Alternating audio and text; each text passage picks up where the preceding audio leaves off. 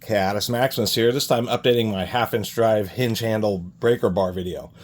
As a matter of fact, when I was starting out my YouTube channel like 6 years ago, I did a video like this, and all I had was like 5 or 6 breaker bars and a couple of sliding T-handles, and lo and behold, many years later, I've been able to collect up a pretty big mass of half-inch drive breaker bars. They are the most common size when you're looking to have a heavy-duty breaker bar for your socketry. Tend to go with half-inch. Did want to say I appreciate everybody who's been watching and viewing over the years. It's helped me out on my YouTube channel and given me a little extra cash so I could actually afford these. I buy these all for cheap at garage sales, junk sales, that kind of stuff, junk stores. But nonetheless, it still represents a fair amount of money over the years. So I really appreciate everybody viewing. And it turns out that these type of videos still just aren't very common. And so now this will probably be the most comprehensive, even though it's a random selection, nonetheless, the most. We got 29 of these bad boys here. And I believe my most recent addition is the Milwaukee has gotten in the hand tools. As usual, there tends to be most complaints about like ratchets, although I think their ratchets are pretty decent. But one thing Milwaukee has done is try to at least keep their heavy-duty name going along with their hand tools. They certainly are better than your bottom-of-the-barrel Pittsburghs. And I really like these breaker bars just because they have a really thick piece of steel up here, really thick fork. They're really not that bad. This is the big old 24-inch, which has really become common for breaker bars. Just so you can have all that extra torque. There is a disadvantage to big, long breaker bars, is once you've broken the fastener, you need to find some other tool, straighten, break the lug nuts easy, but when you straighten it out, you're 2 feet away from the wheel trying to spin the handle. Many times the long handle does get in the way, and it's heavy, so it's really awesome because of how much torque you get out of these things, but they are bulky. Here's the original Pittsburgh heavy-duty breaker bar. I think they still sell this, and so the reason they go with this inverted, where the fork is actually on the drive square end, is just because it allows a wider cross-section, more steel, and you don't have a stress riser in the handle. Instead, you just have this area where it's squished. These styles are heavier duty, but the side effect is a bulkier head. But I still do like them. And then O'Reilly's Auto Parts actually came out with a power torque version, once again 24-inch. But as we can see here, this is the carbon finish, and it's actually not that easy to find breaker bars in the industrial black finish. And so that's what I really liked about this power torque, and it's reasonably priced as well.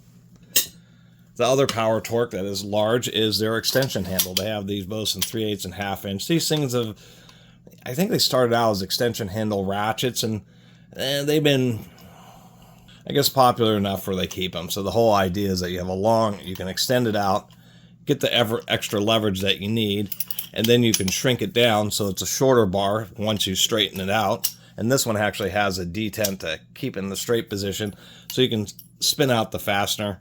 Has some pretty decent knurling, and the larger diameter helps with that. Still is a heavy unit. And actually, looking around forums, I had mentioned this in my review, that they have this little undercut here for this O-ring, which I guess is ostensibly to keep it from slamming all the way down and either getting jammed or crushing the spring. But somebody had posted where it had actually snapped right there at that undercut. So I don't know how strong this is really, especially compared to this. I don't think this power torque is as strong as this carbon finish one, but nonetheless, it's kind of interesting, and these things are easier to deal with just because you can shrink them down and put them in a toolbox. We do have the premium Harbor Freight ones, of which I bought all, what I should say is I bought one of the icons on a discount shelf. That's why I have both of them. And I did a little video.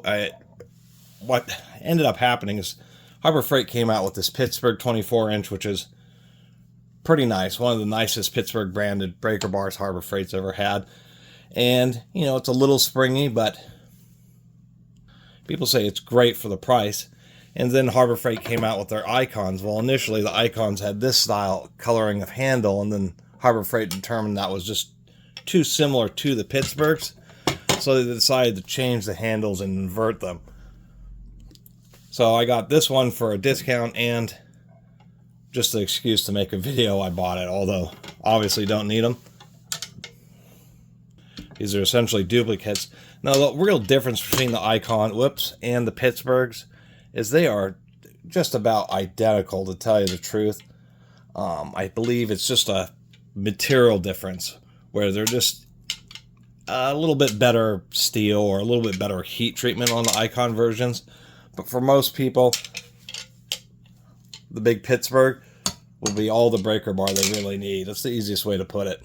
So those are the big long breaker bars. Of course I have like a Craftsman I-beam just to get it, just because so many people have had familiarity with these Craftsman I-beam breaker bars, and they're really common.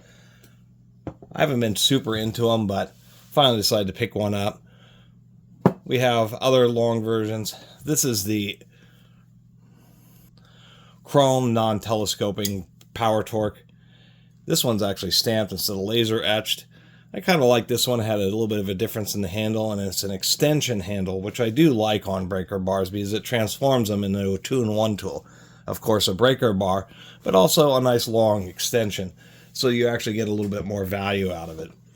We have the 18-inch Mac tools here, the V18F, and it's the same way. It's also an extension, and we can see this is one of the inverted style heavy duty. Really like this Mac breaker bar. It's actually a pretty decent and quality tool.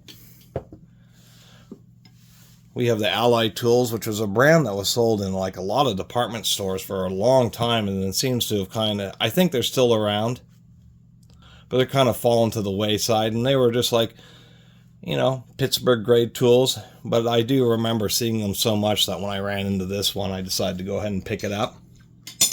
Sometimes they're real funky, like this, which is a real simple one. They didn't even forge the handle. It's just the straight rod, and then this more tapered type of fork, which I do like this design. Gives you a little bit more clearance down here at the end, but still a really thick root.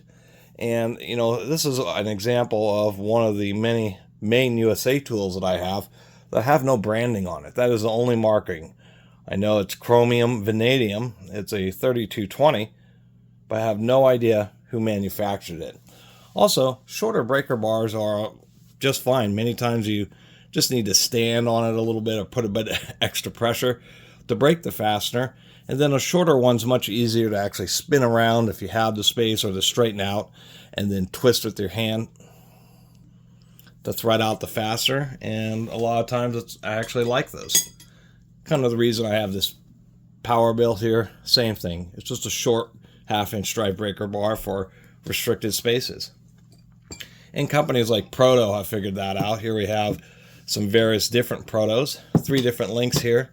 And my only other, actually I should take that back. Besides that, I have 2 carbon finish. One is this snap-on here, and the other is this short handle Proto with a giant hole. You can hang that on any hook, which is something I still liked. You know, there's many situations where you still would want to hang something like a breaker bar, or put some kind of wrist strap if you're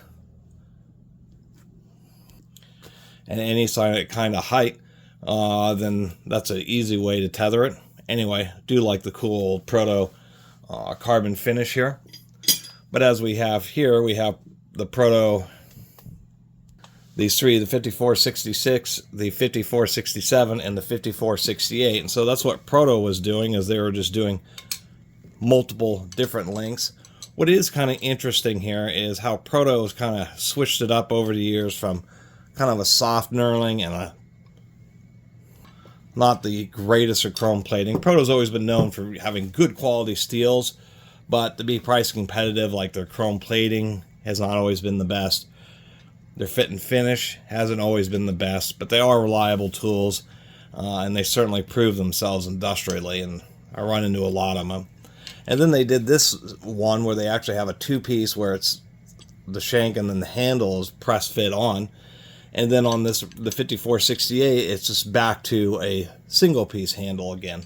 So kind of odd how Proto keeps on changing the design. But nonetheless, they're a common industrial tool, and that's why I have so many of them. We have a very old school right. You can see on this old one where the, these were, this was back in the era where you would just use a larger drive size, like a 3/4 inch if you really needed some high torque. Otherwise, they're focusing more on being pretty compact. With these old right tools, you can actually tell when they were made, and it is this number here, the AC43. That was actually 1943. This is a World War II era half-inch drive breaker bar. Wright Tools is still a privately owned American-made tool manufacturer, one of the few that kept it together, didn't want to sell out, and just focused on having keeping the company around for a long term. And it's kind of nice to see that. And so it's also kind of neat to have a real old school hand tool like that. And I should mention this one, which I liked. I saw that it was an R34 Maine USA alloy, but this is another one of those breaker bars which has no other branding on it. Have no idea who made it. And it's a little funky. If we look, we can see how it has like a little bit of a weird curvature there. Something happened during the sanding process where it's pretty consistent, and then down here they went like a little bit too far, and it got a little bit thin, and I think that's why it's a little bit bent right here versus maybe down lower where there's more force on it, simply because it was overground. So this is just like some kind of funky, probably Western Auto or some other kind of hardware store breaker bar, but I saw it was American made, so I figured I might as well pick it up. GearWrench is such a prominent name. I ended up running into one of their 16-inch breaker bars here. The only GearWrench breaker bar I have a few of their sockets. Overall, GearWrench tools are okay. I'd say they're middle of the road, that type of thing, although they really have gotten big on, they're kind of what the Western Forge and New Britain of decades past, doing lots of contract manufacturing, because now GearWrench, the Home Depot Husky ratchets, the new Harbor Freight Quinns, and so many other brands are all made by GearWrench. They're all GearWrench ratchets. It's kind of interesting, but their breaker bars, just bog standard. My first breaker bar is actually this Mastercraft Pro. I've talked about this. This thing's probably 25 years old. It's actually proven itself. I've broken, 1 1/8 inch axle nuts and that type of stuff with this breaker bar. It's really just held up for me. It has a regular handle, but I found some kind of like funky ratchet that had this little soft grip, and it happened to fit on this perfectly, so I upgraded this to a soft grip. But this was like Finger Hut, which was a big catalog company, and they had these Mastercraft Pro tools, and I'm not exactly sure what happened, whether it was the Taiwanese factory really back in the earlier days of more premium tools coming out of Taiwan wanting to show that they could make top-notch tools, or Finger Hut actually specified that they wanted a high-grade tool. Mastercraft is in Canada is a common tool name, but not really so much the Pro, and especially, back in the late 90s and early 2000s. I still have many of the sockets and like this breaker bar, and they've just held up for year after year. Really pretty surprised. They were good tools. What else do we have here? We have my one snap-on, which is this carbon finish. It is beautifully made, I'll have to say that. Thick fork, nice wide boss on the drive anvil. Really nice fine knurling on the handle.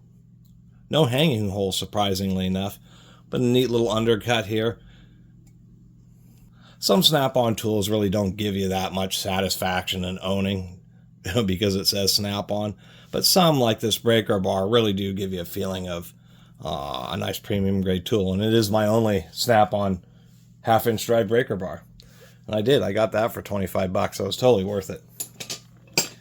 And then we have some of my other American-made ones.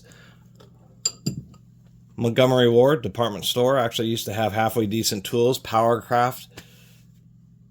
The hand tools were better than the Powercraft branded power tools. which was a real shame, because you would say, wow, you know, these, like this 1/2 inch stripe breaker bar, 2-piece handle, pretty nice and thick. Although they did something interesting here where they used nested roll pins instead of a press fit pin, which I thought was a little bit of an odd choice, to tell you the truth. If these roll pins ever fail, then I'll have to find a, you know, some kind of dowel pin to put in the press fit in there. And that was always kind of odd, because a lot of the Powercraft tools were and are pretty decent. Just don't run into a lot of this older stuff just because a lot of it was sold. It's just the fact that it, you know, when people die, families don't like dealing with their old stuff. It gets donated and picked up by other people, or just thrown out and kind of just goes by the wayside. You know, Ford made millions of Model Ts and Model As. Not a lot of those around. That's just what happens to this kind of stuff. Unless there's, you know, people like me around trying to preserve it. We do have an old school SK. This is the true original diamond logo SK of 41653. It's also an extension handle, which is wise. Nice to see SK have been doing that for a long time. 18 inch. This one's pretty heavy duty. We can see the remainder of the obvious forging marks. Really pretty thick forks on the head, which is a whole bunch of extra material. Although this section here could be just a little bit beefier. You know, like on the snap-ons and stuff, they've realized that you gotta put a bunch of extra material where it can break right there. And this SK was, you know, checked all the boxes except for the anvil could be a little better. They do have a ball detent to hold it straight. Anyway, that's what a big classic SK looks like. And continuing to talk about breaker bars, we can't forget to mention good old Indestro Super. Indestro made some pretty respectable hand tools back in the day. This is also a nice long breaker bar, hanging hole. Really, really light knurling. It just adds a little bit of texturing. I should mention that on the old days, they felt it was better to put a hot rivet through and then swage it over, which kind of helps hold the forks from splaying apart. Modern day ones, they just use screws to achieve the same task, and allows you to replace the anvil, where on the old days, I mean, if the anvil broke, you had to replace the whole breaker bar because of the hot rivet. And that's something that manufacturers have gone away from. I do have one German tool, Hazet. Wera and Hazet are the most common German-made tools that you see in the United States. And Hazets are certainly quite respectable. There are lots of good German tool manufacturers. They're just not very good at marketing their tools in the U.S. and North America. But I was stoked to pick up this 1/2 inch stripe breaker bar. It appears to have like a welded handle. That's what it kind of seems like there, or is press fit and then chrome plated, so it kind of has that effect. But it is pretty heavy duty. Really thick forks, nice overbuilt anvil. Overall, a pretty stout little 14-inch breaker bar. And besides the snap-on, here's some of my more favorite ones, such as this nice Williams 1/2 inch stripe breaker bar. I just really like the way they had this smooth, kind of elegant head design. This was also a common method where they do use a dowel pin, but it's press fit through and stuck into the head itself, or retained by the head. That way, if the head breaks or something like that, and maybe these holes get a little bit stretched, you can put in a new head and press fit in a new pin, and it'll stay retained, and you're not relying on holes that may be kind of damaged in the fork itself. I always thought this was a beautiful breaker bar, and I think this is one that was made before Snap-on owned Williams. New Britain was really known for being a big-time contract manufacturer, as well as making their own high-quality hand tools. They're infamous, or not infamous, but they're famous for what's known as the Kilness ratchet mechanism, which is probably one of the best round head ratchet mechanisms made. Very reliable, but just don't run into a whole lot of actual New Britain branded tools. This is the NS57, and it really is a beautiful, I really like the handle on it, the nice knurling, little undercut rings there. They even did stuff where they broke the edges on the hull, which is like none of these other breaker bars did. Just a beautiful little breaker bar, a tiny little Made in USA stamp right there. And a kind of interesting design. It does have a pretty thick head, but they like ground it flat, so it's kind of squared off. Kind of an interesting shape. I think maybe the hole's a little high, maybe a little bit thin there and there. Although when you're using a breaker bar and you're torquing it, the force is trying to spread the forks apart more than it is trying to pull a pin up through the top of the eye. But nonetheless, it's what an old school actual New Britain breaker bar looks like. And last but not least, even compared to the snap-on or those icons, let me, wow, dig up that snap-on. This is my Armstrong 12-9-18, so this is the 18-inch Super Duty Armstrong. Armstrong was known for being some of the best of the industrial grade tools. That's where a lot of their tools were sold, was government and corporate contracts, particularly in, basically they were the big competitors to Proto. Proto was the kind of the cheaper option and ended up selling more tools because of that. Armstrong was the more premium option. We can see this beautifully forged shaped handle here. The head on this has a huge amount of steel that they threw at it. I mean, there's just a ton of material here. Even if we compare that to my snap-on, you can see that they just have thrown a massive amount of steel at this.